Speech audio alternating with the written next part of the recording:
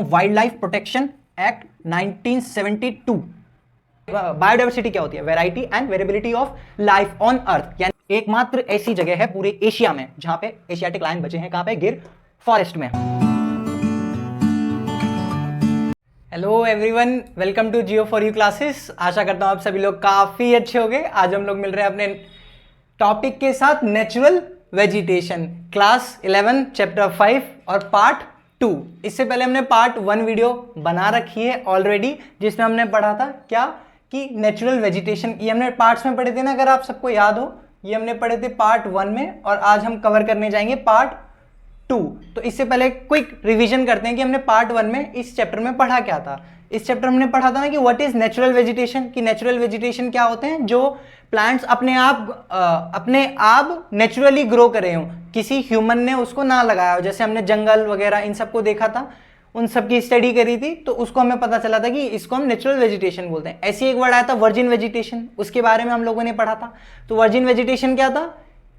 Virgin vegetation क्या था? Virgin vegetation, उसमें क्या था कि जो प्लांट्स बहुत लंबे समय से ह्यूमन ने जिसको डिस्टर्ब ना किया हो, ह्यूमन ने जिन प्लांट्स को डिस्टर्ब ना किया हो, यानी कि अनडिस्टर्ब रहे हो जो plants for a long period of time, वो था वर्जिन वेजिटेशन। तो ये हमने पढ़ा था। फिर उसके बाद हमने क्या जाना था? टाइप्स ऑफ वेजिटेशन के बारे में। उससे पहले भी हमने फ्लोरा एंड फौना का नाम सुना था ना। फ्लोरा एंड फौना किसका साइंटिफिक नेम थे? फ्लोरा साइंटिफिक नेम था किसका? Flora and fauna. फ्लोरा और क्या था? फौना। ये था साइंटिफिक नेम किसका? प्लांट्स का। और ये साइंटिफिक नेम है किसका? एनिमल्स का।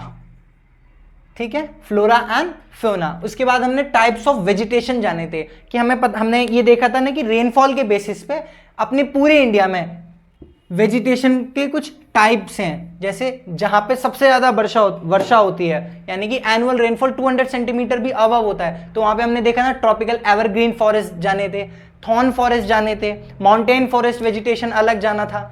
जिसने ये वीडियो नहीं देखी है वो पीछे जाके वीडियो देख ले अच्छे से, काफी अच्छे से मैंने उसमें समझा रखा था। आज हम जो पार्ट 2 में कवर करने जा रहे हैं वो है वाइल्ड लाइफ, बायोडाइवर्सिटी क्या होती है और बायोडाइवर्सिटी कंजर्वेशन कुछ मेथड्स हैं वो क्या है, नेशनल पार्क्स, बायोस्फीयर रिजर्व्स और वाइल्ड लाइफ सेंचुरीज के बारे में जानेंगे कि अपने इंडिया पे कहां कहां हैं और ये क्यों बनाए गए हैं। तो सबसे पहले हम वाइल्ड लाइफ से अगर शुरुआत करें, इसको मैं मिटा देता हूं। अगर हम अपनी वाइल्ड लाइफ से शुरुआत करें, किससे? Wild life. कि वाइल्ड लाइफ क्या होती है? डिस्कवरी चैनल सबने देखा होगा ना। डिस्कवरी चैनल बचपन में हम लोग कितना देखते थे डिस्कवरी। उस पर बहुत सारी वाइल्ड लाइफ से रिलेटेड डॉक्यूमेंट्रीज आती थी, है ना।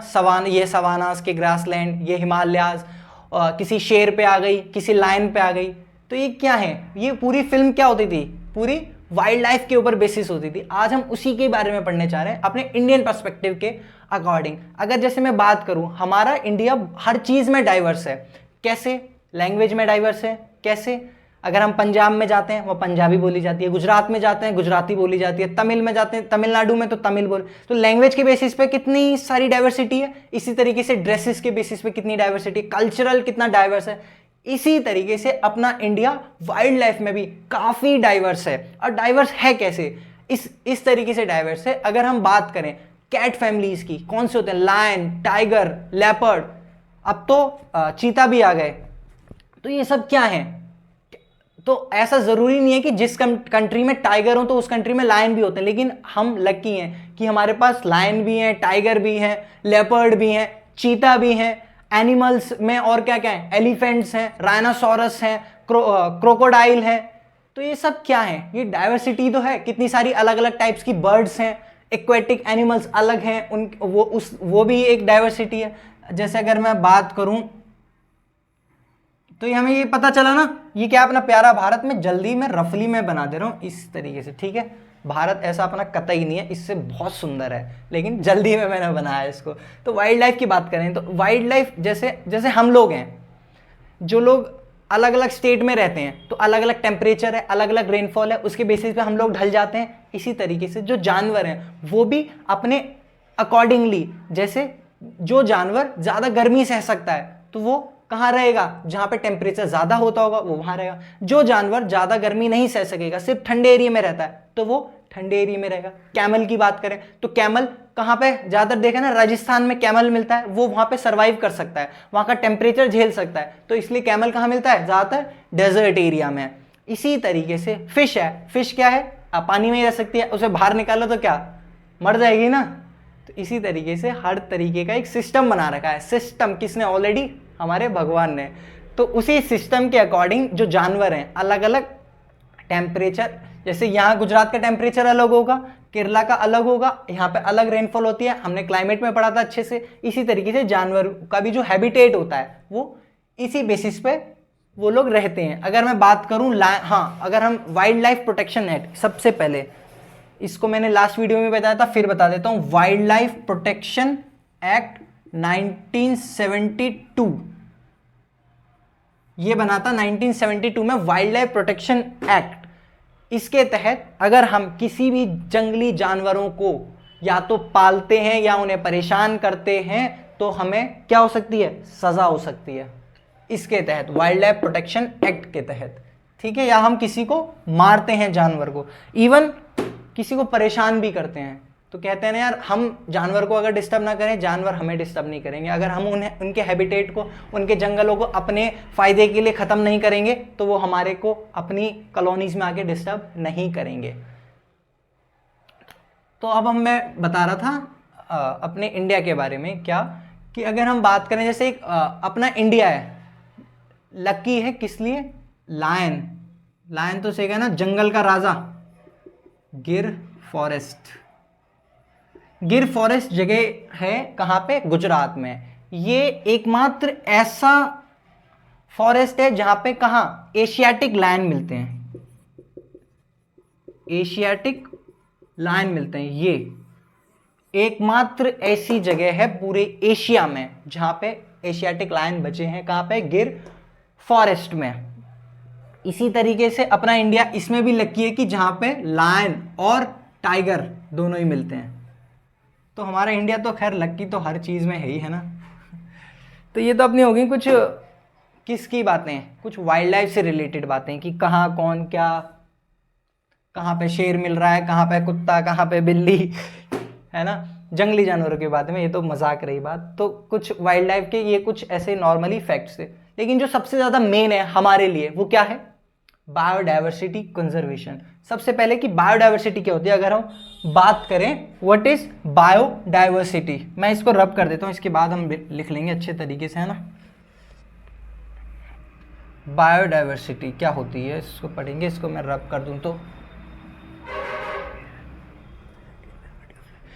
Variety and variability of life on earth. किसकी, बायोडाइवर्सिटी क्या होती है, variety and variability of life on earth, यानी कि एक्वेटिक, समझते हो ना, एक्वेटिक यानी कि अगर हम ओशियंस या सी में देखें तो वहाँ के जो एनिमल्स हैं उनमें कितना वेरिएशंस है, जो लैंड पे एनिमल्स मिलते हैं उनमें कितना वेरिएशंस है। तो ये सारे जितने भी वेरिएशंस हैं ये क्या है, ये है बायोडाइवर्सिटी। यानी कि डाइवर्सिटी मतलब समझता है, कल्चरल डाइवर्सिटी होता है, ऐसी तरीके से बायोडाइवर्सिटी होती है, variability and variation on animals on earth, ठीक है। तो हमें पता चला बायोडाइवर्सिटी क्या होती है, व्हाट इज बायोडाइवर्सिटी। ऐसी बायोडाइवर्सिटी कंजर्वेशन कुछ मेथड्स हैं जो हम लोगों ने अप्लाई करें अपनी बायोडाइवर्सिटी को कंजर्व करने के लिए। तो ये दो टाइप्स के होते हैं, कौन से, एक तो इन सेतु कंजर्वेशन और एक इन सेतु कंजर्वेशन और एक होता है एक्स सेतु कंजर्वेशन। इसमें क्या क्या होता है, इन सेतु कंजर्वेशन यानी कि बायोस्फीयर रिजर्व बनाना, national parks,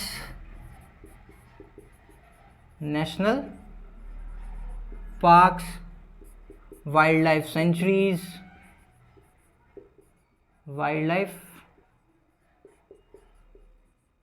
centuries.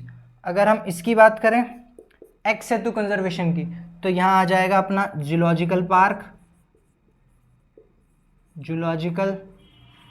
Parks, botanical gardens,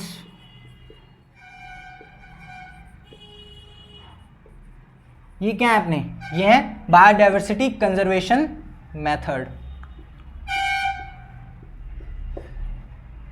which is of two types, in Setu conservation और एक्स सेतु कंजर्वेशन। इन सेतु कंजर्वेशन में क्या होता है, बायोस्फीयर रिजर्व्स, अपने national parks, wildlife centuries आते हैं। वहीं एक्स सेतु कंजर्वेशन होता है जहां पे जूलॉजिकल पार्क, बोटेनिकल गार्डन, जू तो सभी लोग जाते हैं ना, हम लोग अपने पापा मम्मी का हाथ पकड़ पकड़ के छोटे पे तो बहुत घूमे हैं जू में, जहाँ पे हम शेर देखते हैं, अलग अलग तरीके के जानवर देखे हैं। इसी तरीके से बोटेनिकल गार्डन्स होते हैं जहाँ पे अलग अलग वैरायटी के पौधे लगाए जाते हैं, जिसके लिए हम लोग देखते हैं जा जाके। तो ये कुछ मेथड्स हैं, हम ये जो मेथड्स अप्लाई जाते हैं ये हमें जागरूक करने के लिए भी एक तरीके से अपनाए जाते हैं कि हम अपनी एनिमल्स की जो लाइफ है उनको देख सकें, और जो जितनी डाइवर्सिटीज एनिमल्स हैं हम उनको भी देख सकें। लेकिन इसमें एक रिक्वेस्ट करूँगा छोटी सी, जब भी कोई जू जाता है, जाता है तो क्या है, वहाँ पे जानवरों को परेशान मत करो यार प्लीज़। कि वो एक तो हम ऑलरेडी उनको परेशान कर रहे हैं कि उनके हैबिटेट से उठा के एक आप खुद सोचो कि जो एक शेर है उसकी पता है कितनी किलोमीटर्स फैली टेरिटरी होती है, उसको हमने किसमें एक 500 मीटर जगह में कैद करके रख दिया है, तो वो सोचो कितना परेशान होता होगा। ऐसी जो पंछी होते हैं, अपने पक्षी होते हैं, वो क्या उन्हें पिंजड़े में बंद करके रख दिया सिर्फ किस लिए कि हम उन्हें देख पाएँ, इसीलिए। तो एक छोटी सी रिक्वेस्ट है, उनको जाके वहाँ परेशान मत किया करो प्लीज़, ना उन्हें पत्थर मारा करो, ना उन्हें टीज किया करो। देखने के लिए हैं, रखे गए हैं तो उसको देखो और वापस आ जाओ। ये एक छोटी सी रिक्वेस्ट है आप सभी से। ये हो गया अपने कुछ बायोडाइवर्सिटी कंजर्वेशन मेथड, ये हम लोग को ऑलरेडी पता है, जू, बोटेनिकल गार्डन। अब जो हमारे लिए इंपॉर्टेंट हो जाता है फॉर द प्रिपरेशन, अगर हम स्कूल लेवल पे हैं तो हमारे लिए ये भी जानना इंपॉर्टेंट हो जाता है। अब वहीं अगर हम प्रिपरेशन कर रहे हैं तो और ज़्यादा इंपॉर्टेंट हो जाता है कि हमसे biosphere reserve, national parks, wildlife sanctuaries, इन तीनों के बारे में डिफरेंस जानते हैं कि डिफरेंस क्या होते हैं और ये कहाँ कहाँ हैं अपने इंडिया में। अब उसको जानते हैं। ये है अपना प्यारा भारत के कुछ बायोस्फीयर रिजर्व्स। उससे पहले हम पढ़ते हैं बायोस्फीयर रिजर्व, नेशनल पार्क और वाइल्ड लाइफ सेंचुरीज में डिफरेंस क्या होता है, इसको जानते हैं। तो जो बायोस्फीयर रिजर्व होते हैं वो उनकी जो बाउंड्री है वो फिक्स बाय लेजिस्लेशन, यानी कि हमारी जो गवर्नमेंट है उनकी बाउंड्री को फिक्स करती है। वहीं नेशनल पार्क की भी बाउंड्री को गवर्नमेंट फिक्स करती है, और जो वाइल्ड लाइफ सेंचुरी की है नॉट फिक्स्ड, यानी कि जो अपना लेजिस्लेचर है उनकी बाउंड्री फिक्स नहीं करती है। वहीं अगर हम बायोस्फीयर रिजर्व की बात करें तो टूरिज्म जनरली नॉट परमिसेबल, जो हम देखें ना सफारी होती है, तो जो बायोस्फीयर रिजर्व है उसमें टूरिज्म अलाउ नहीं होता है। वहीं नेशनल पार्क्स में उसकी परमिशन होती है और वाइल्ड लाइफ सेंचुरी में भी उसकी परमिशन होती है। ये किसके comes under UNESCO man and biosphere reserve programme. ये यूनेस्को का एक man and biosphere reserve programme है, उसके अंडर में आता है ये, जो कि 1971 में ऑर्गेनाइज हुआ था। जो ये प्रोग्राम है ये man and biosphere reserve programme, जो कि 1971 में किसके द्वारा, यूनेस्को के द्वारा। उसका एम क्या था, टू स्टैब्लिश, यानी कि कुछ ऐसा स्टैब्लिश करना मैन और एनिमल्स के बीच में कि वो लोग हम लोग जो पीपल हैं वो एनिमल के तरफ जागरूक हो सकें। इस तरीके से उनकी एक ये मुहिम थी man and biosphere reserve programme के थ्रू। तो ये आता है यूनेस्को के man and biosphere reserve programme के थ्रू। इसी नेशनल पार्क है, ये आता है वाइल्ड लाइफ प्रोटेक्शन एक्ट 1972 के अंडर में, और ये भी वाइल्ड लाइफ प्रोटेक्शन एक्ट 1972 के अंडर में आता है। तो ये तो हो गए इनके कुछ बेसिक डिफरेंस। अब हम पढ़ते हैं अपने टोटल बायोस्फीयर रिजर्व्स अपने इंडिया में कितने हैं, उनको कुछ जानते हैं। जो सबसे पहला बायोस्फीयर रिजर्व है वो है नीलगिरी बायोस्फीयर रिजर्व। ये हमारे लिए इंपॉर्टेंट हो जाता है कि जो सबसे पहला बायोस्फीयर रिजर्व स्टैब्लिश हुआ था वो था नीलगिरी बायोस्फीयर रिजर्व। तो कुछ बायोस्फीयर रिजर्व्स अपने पढ़ते हैं, जैसे कि हिमाचल में एक कोल्ड डेजर्ट बायोस्फीयर रिजर्व। यहाँ पे क्या मिलते हैं, यहाँ पे स्नो लेपर्ड मिलते हैं, कोल्ड डेजर्ट में स्नो लेपर्ड। वहीं नंदा देवी, ये उत्तराखंड में नंदा देवी बायोस्फीयर रिजर्व। कंचनजुंगा, ये सिक्किम में। याद करने का एक तरीका एक और हो सकता है यार, जैसे कंचनजुंगा है, अब हमें ये पता है ना कंचनजुंगा एक पीक हमने पढ़ी थी, कंचनजुंगा पीक भी हुआ करती है। तो इससे हमें ये अनुमान तो लगा सकते हैं ना कि कंचनजुंगा पीक, दो फैक्ट याद हो गए हमें, एक तो पीक याद होगी कि वो भी सिक्किम में, और कंचनजुंगा बायोस्फीयर रिजर्व है वो भी हमें याद हो गया सिक्किम में ही है। यहीं Dihang Dibang biosphere reserve, Dibru Saikhowa biosphere reserve, ये भी कहाँ है, अरुणाचल प्रदेश में। अब इसका एक और फैक्ट याद कर लो, दिहांग दिबांग दो रिवर्स हैं। जब हमने इंडस रिवर सिस्टम पढ़ रहे थे, इंडस रिवर सिस्टम कह रहा हूँ, ब्रह्मपुत्र रिवर सिस्टम, तब हमने देखा था ना दिहांग दिबांग उसकी ट्रिब्यूटरीज थी। तो यहाँ पे हमें रिवर्स भी याद हो गई अरुणाचल प्रदेश में, वहीं बायोस्फीयर रिजर्व भी याद हो गई कि दिहांग दिबांग कहाँ है, अरुणाचल प्रदेश में। डिब्रू सोखावा ये भी कहाँ है, अरुणाचल प्रदेश में। ये मानस नौकरेक ये अपने नॉर्थ ईस्ट की जो बायोस्फीयर रिजर्व्स हैं वो हैं। मानस नौकरेक, यहाँ पर रेड पांडा भी मिलता है। ये भी एक क्वेश्चन आ जाता है कभी कभार अगर हम प्रिपरेशन करें तो, रेड पांडा कहाँ पाया जाता है, तो हमें पता है ना रेड पांडा मानस और नौकरेक इन 2 बायोस्फीयर रिजर्व में मिलता है, तो यानी कि नॉर्थ ईस्ट रीजन में मिलेगा। तो कोई स्टेट आ जाता है पूछने को तो हम गेस वर्क करके इसको आंसर दे सकते हैं ना। इसी तरीके से सुंदरबन, सुंदरबन हमें पता है Sundarban delta world largest delta है made by Ganga and Brahmaputra river, तो हमें ये पता है ना सुंदरबन। अगर हमसे पूछा जाए सुंदरबन कहाँ है, सुंदरबन बायोस्फीयर रिजर्व, तो हमें पता है ना ये वेस्ट बंगाल और बांग्लादेश के इस कोस्ट पे। इस तरीके से पढ़ो यार, इजीली मज़ा भी आता और कनेक्ट करके पढ़ते हो तो हमारे लिए ईजी हो जाता है पढ़ना भी। ये लार्जेस्ट अपना बायोस्फीयर रिजर्व है। वहीं कच्छ बायोस्फीयर रिजर्व है कहाँ पे, गुजरात में। Panna biosphere reserve, Amarkantak biosphere reserve ये दोनों एमपी में। Similipal biosphere reserve, Seshachalam biosphere reserve Andhra Pradesh में। नीलगिरी बायोस्फीयर रिजर्व ये का है, फर्स्ट बायोस्फीयर रिजर्व है। इसे gulf of Mannar biosphere reserve है। ग्रेट निकोबार बायोस्फीयर रिजर्व है। तो ये कुछ अपने बायोस्फीयर रिजर्व्स हैं जिनको हमें याद हो जाना चाहिए और होना भी चाहिए, क्योंकि क्वेश्चंस डायरेक्ट पूछते हैं कि ये वाला बायोस्फीयर रिजर्व कहाँ से, ये वाला बायोस्फीयर रिजर्व यहाँ कहाँ से है। तो अब कुछ तो मैंने ये बताने हैं, दिहांग दिब्रू हमें, जैसे हमें ये कंचनजुंगा पता है हमें बायोस्फीयर रिजर्व किस लिए पता है, क्योंकि हमें कंचनजुंगा पीक पता है। दिहांग दिबांग किस लिए पता है, क्योंकि हमें 2 रिवर्स का नाम भी पता है, इसलिए दिहांग दिबांग बायोस्फीयर रिजर्व भी पता है। इसी तरीके से सुंदरबन किस लिए पता है, हम सुंदरबन डेल्टा के बारे में जानते हैं, इसलिए हम बायोस्फीयर रिजर्व के बारे में भी जानते हैं। इसी तरीके से नीलगिरी एक पीक है, नीलगिरी पीक है ना, इसी तरीके से हम नीलगिरी बायोस्फीयर रिजर्व के भी बारे में जानते हैं। ग्रेट निकोबार आइलैंड है, इस तरीके से हम ग्रेट निकोबार बायोस्फीयर रिजर्व के बारे में जानते हैं। तो कुछ तो ऐसे ही याद हो गए। समझ पा रहे हो ना मैं क्या कोशिश कर रहा हूं आप लोगों को समझाने की, कि चीजें कनेक्ट कर लो। पीक मतलब कुछ जगह के नाम पे भी बायोस्फीयर रिजर्व है, तो कुछ मतलब माइंड को इस तरीके से डिस्टर्ब मत करो कि सुंदरबन बायोस्फीयर रिजर्व आया तो ये कहीं एमपी में होगा, गुजरात में होगा, ये मत सोचो। ठीक है, इस तरीके से कनेक्ट करके इनको हमें पढ़ना है। अब हम देखते हैं कुछ नेशनल पार्क भी हैं इसी तरीके से। तो हम बायोस्फीयर रिजर्व ये हमने पढ़ लिया, अब हम पढ़ते हैं अपने कुछ नेशनल पार्क्स ऑफ इंडिया। फिर से क्या है अपना प्यारा भारत और उसके कुछ नेशनल पार्क्स। तो हमने डिफरेंस देखा था ना बायोस्फीयर रिजर्व में, नेशनल पार्क में और बायोडाइवर्सिटी वाइल्ड लाइफ सेंचुरी में क्या डिफरेंस होता है। बायोस्फीयर रिजर्व हमने पढ़ लिया, अब हम पढ़ने जा रहे हैं नेशनल पार्क्स। ये क्या होते हैं, ये हम लोगों ने पढ़ रखे हैं ऑलरेडी। तो ये जो इनकी can be declared by both the governments, जो नेशनल पार्क्स है उनकी जो बाउंड्रीज हैं वो दोनों गवर्नमेंट, स्टेट गवर्नमेंट या सेंट्रल गवर्नमेंट दोनों डिक्लेयर कर सकते हैं। और इसमें ह्यूमन एक्टिविटी अलाउड नहीं होती है कि भाई आप जा रहे हो एक लकड़ी उठाने और एक लकड़ी भी छोटी सी भी लकड़ी ले आओगे ना, उसके लिए भी आपको सजा हो सकती है। तो ये होते हैं कुछ नेशनल पार्क्स। इसी तरीके से अपने कुछ इंडिया में नेशनल पार्क्स हैं जो कि मैंने बनाए। अगर हम JNK की बात करें तो एक हेमिस नेशनल पार्क है। हिमाचल की बात करें तो पिन वैली ग्रेट है, ग्रेट हिमालयन नेशनल पार्क है। Rajaji, Jim Corbett national park, ये दोनों काफ़ी इंपॉर्टेंट नेशनल पार्क हैं। राजाजी नेशनल पार्क और जिम कॉर्बेट नेशनल पार्क, ये राजाजी नेशनल पार्क और जिम कॉर्बेट नेशनल पार्क ये हैं उत्तराखंड में।